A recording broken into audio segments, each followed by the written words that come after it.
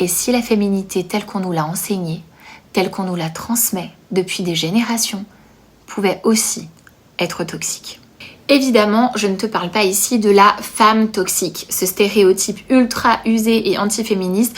Je te parle de cette construction invisible, mais bien réelle, de ce que doit être une femme bien. Une femme douce, une femme empathique, une femme patiente, qui comprend tout, qui devine tout, qui gère tout. Une femme qui pardonne, qui attend, qui écoute, qui console, qui s'écrase, qui ne dérange pas. Une femme qui, si elle s'affirme, devient genre hystérique. Une femme qui, si elle pleure, est trop sensible. Une femme qui, si elle dit non, elle est méchante ou froide. Et si ce n'était pas nous qui étions trop? Et si c'était la norme qu'on nous avait enseignée, qui était toxique, étouffante et destructrice? On parle très souvent de la masculinité toxique et c'est essentiel. Mais il est grand temps, je crois, d'après moi, de parler aussi d'une sorte de féminité toxique. Non pas pour accuser les femmes, mais pour leur permettre de se libérer. Parce que ce qu'on attend de nous finit par nous posséder. Et un jour, on ne sait même plus ce qu'on veut. On ne sait même plus qui on est. On ne sait même plus dire stop. On ne sait même plus exister sans plaire. On se suradapte tout le temps. On s'épuise et on se perd. La féminité toxique, c'est, disons, un ensemble de croyances intériorisées dès l'enfance.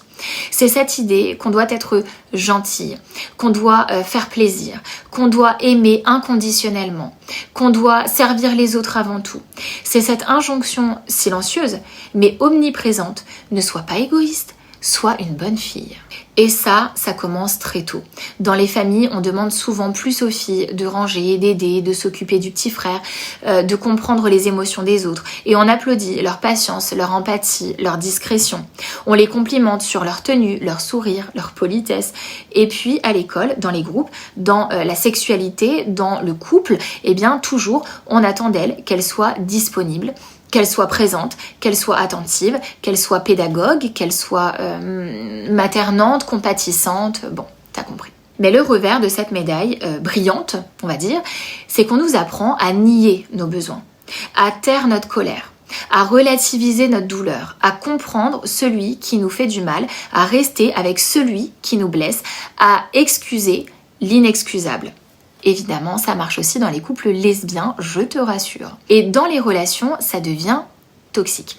Parce qu'à force de vouloir être une femme gentille, on devient une femme inexistante, parfois. On devient l'ombre de nous-mêmes. On ne pose pas nos limites.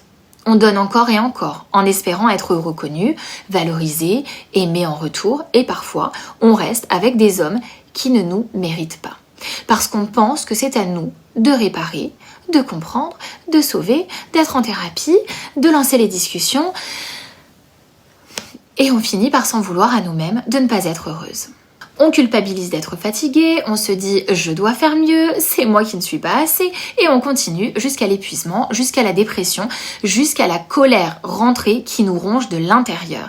Mais franchement, il est temps de déconstruire ça. J'ai essayé de te mettre au point un petit plan autothérapeutique, on va dire, pour essayer de sortir de cette féminité toxique. Déjà, premier point, pose-toi les bonnes questions. Qu'est-ce que je crois qu'une bonne femme doit faire dans une relation? Est-ce que je crois que je dois me sacrifier pour être aimée?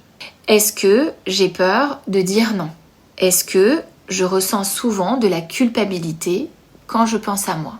Écris tout ça noir sur blanc, sans filtre. Deuxième étape, fais la liste de ce que tu as fait pour les autres, mais que personne ne t'a demandé. Beaucoup de femmes donnent en espérant secrètement qu'on leur donne en retour. Mais ça crée du non-dit, ça crée du ressentiment, ça crée du flou. Du coup, je t'invite vraiment à reprendre possession de tes gestes et si tu donnes, que ce soit par plaisir et pas pour être aimé. Troisième étape, identifie les moments où tu t'es tue alors que tu aurais dû parler. Et demande-toi pourquoi tu t'es tue. Par peur de déplaire, par peur du conflit, par peur de passer pour celle qui exagère. Ce sont ces endroits-là où il faut absolument que tu ailles guérir. Quatrième étape, apprends à dire non. Tu n'as pas besoin d'avoir une justification parfaite. Tu peux juste dire non. Non, je ne veux pas. Non, je ne peux pas. Non, je ne suis pas d'accord. C'est inconfortable au début, mais c'est essentiel. 5e étape, reconnais ta colère. La colère, c'est une émotion noble. Elle t'indique une injustice. Elle ne doit pas être réprimée. Elle doit être écoutée, exprimée dans la bienveillance et la tolérance et transformée. Ce n'est pas la colère qui détruit les relations, c'est son silence. 6e étape, visualise la femme libre que tu veux devenir. Pas la femme parfaite, pas la femme qu'on attend de toi, mais celle qui se connaît, qui ose, qui rayonne, qui choisit, qui ne demande plus la permission pour exister, s'il te plaît.